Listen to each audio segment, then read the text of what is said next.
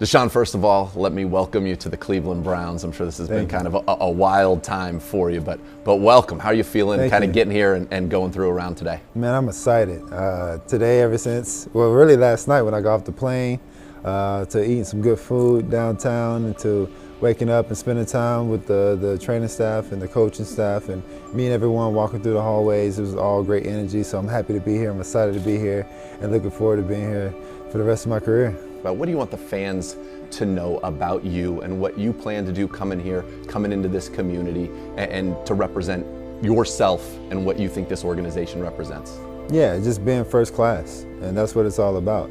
The Haslams are first class, this organization is first class, this city is first class, the fan base is first class, so you're getting a quarterback that is first class and that wants to be in the community and help other people, help this family, help this organization, help this restaurant, this store, and just really just be involved in everything that we do as one. And and that's just what type of person I am. And I've always been that person. I've been genuine, all about good energy, good vibes, and just making sure everyone has a smile on their face at the end of the day. All right, let's just talk about how this all came to be, right? You have a no trade clause. You're able to pick your destination. You decided at one point, I'm doing the radio show, Browns are out, it's over. But yet here you are. Right. So the Browns were not ultimately out. Walk us through kind of that timeline from when you made that decision, then you said, you know what, I want to be a Cleveland Brown. Yeah, it was an interesting timeline. Basically had a maybe 5-day window to kind of decide on where I want to go. Everyone in the media and outside was kind of rushing me. I didn't want to rush this decision, so it led to Browns being out, but necessarily they were never out. Me and my agent knew that, and what was the best situation for me ultimately help a team win a Super Bowl? And where can I continue to go into a great chemistry, a great organization, a great GM, a great head coach, and a great staff around them, and just a great fan base. And that's what I wanted ultimately, and I knew that Cleveland was the opportunity. And certainly it turned out to be that spot. I know you like talking ball, and I'm sure you've had to talk about a lot of things unrelated to ball. So what was it like getting on that iPad with Kevin Stefanski and kind of going through some of those plays and him getting, as you mentioned, being honest, saying, okay, here's what I love, and it's a long list, but here's some things that, we can get better at. Yeah, he was open, and it was cool because we were able to talk ball in that setting. And in other meetings, we didn't necessarily do that. It was about just kind of learning about the city and the organization. But for me to actually sit down and talk ball and hear how he communicate, his plays and what he wants to do and the things that he see, with me and his offense doing, it was awesome. And that just took it over the top because I knew I could connect with him and talk with him and relate with him. So you're excited about what this offense could maybe be with you at the helm? Oh, it's going to be special. For sure, it's going to be some real special. When you've won a national championship like you did in Orange at Clemson, and you mentioned earlier, one of the things you want to do is go get a Super Bowl, which is the pinnacle of this. Is that kind of when you have had that success and you've tasted being at the top of your, at that time, where you can be, has that fueled you? Is that something that you're like, I got to get to the top of that mountain here now in the NFL? Oh, definitely. That's the ultimate goal. That's the one goal I want to continue to get to and then continue to repeat. We lost back in 2019, but that wasn't enough. And so I want to be able to get that, and that's why I chose the Cleveland Browns, because I knew that this team and this organization want that same hunger, and we have the talent, we have the staff, and we have the people around, the support cast to actually do it. Speaking of that supporting cast, what's kind of stood out to you? I'm sure you look at that offensive line and you go, yes, this is great, wonderful. You got Chubb and Kareem Hunt behind you. Amari Cooper's in now, the Chief, David Njoku. What do you like kind of about this roster and some of the talent, not only probably on offense, but now you don't have to worry about Myles Garrett coming after you anymore either. Yeah, you got Myles, you got Amari Cooper now, you got the whole offensive line, you got the 2 running backs, you have the tight ends, you have the receivers. I mean, you have the whole thing that you need. And then you got the defensive side, you get the secondary linebackers, the D linemen. I mean, it's a complete package. And I've seen and watched film as I was making this progress of what those guys were doing last year and just how they bond and gel by the end of the season. Sure. And all those guys mostly coming back. I mean, it can be really special. So I wanted to be a part of that.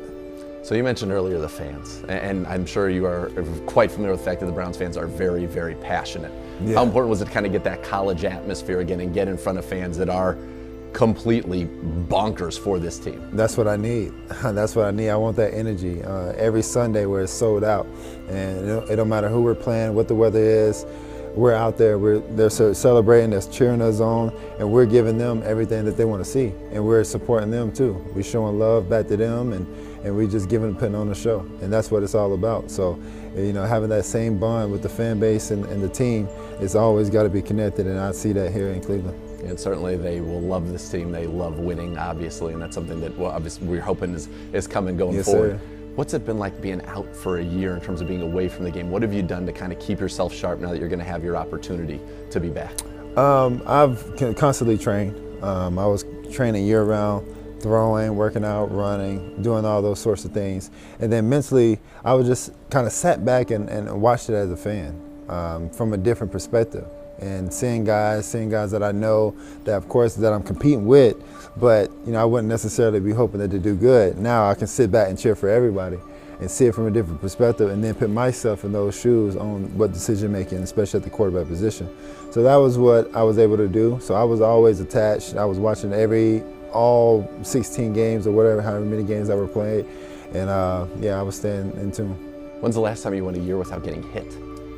Oh, it's been a while. So that was a plus too. Yeah, so that feeling good, right? Yeah, I feel real good. You know, so that prolonged my career for sure. So I was able to get my body healthy, my mind sharp. So it was good. How eager are you to get back to work and just to do what you love and play football? Oh, I'm so ready. They had to drag me out of meetings earlier today to go do some other meetings because I was in there with Kevin and the staff talking ball. So I'm excited to be here. I think it starts April 18th, and ready to just get the ball rolling. Have you gotten a chance to talk with any of your teammates? I have. They all reached out to me, and I think I'm going to go to dinner with a couple guys tonight, so I'm looking forward to seeing the whole team, but yeah, they all reached out to me.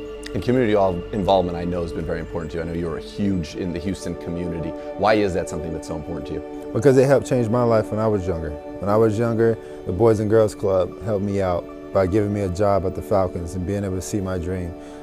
Ward Dunn with the Habitat for Humanity gave me and my family a home to be able to have a roof over our heads. So that helped me and my family to get out of the situation we're in.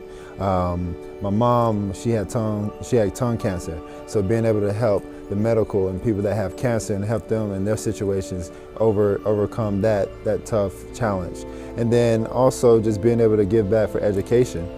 Because people always came back to my community in Gainesville and gave back to the education part and was always demanding, hey, get your education, get your education. So that's why I got my degree in college and I graduated early before I came to the league. So all those things are very important to me. Yeah, and I know that for you this has probably been a journey unlike anything you ever imagined over the last year plus, and you're here now, and we're certainly happy to have you. And so thank you so much. Great to get to talk to you. Looking forward to get to know you better, and yes, to certainly sir. have more of these, and to get you out there doing what you love to do and playing football. So Deshaun, thanks so much for the time and welcome to Cleveland. Thank you, man. I appreciate it. Go Browns.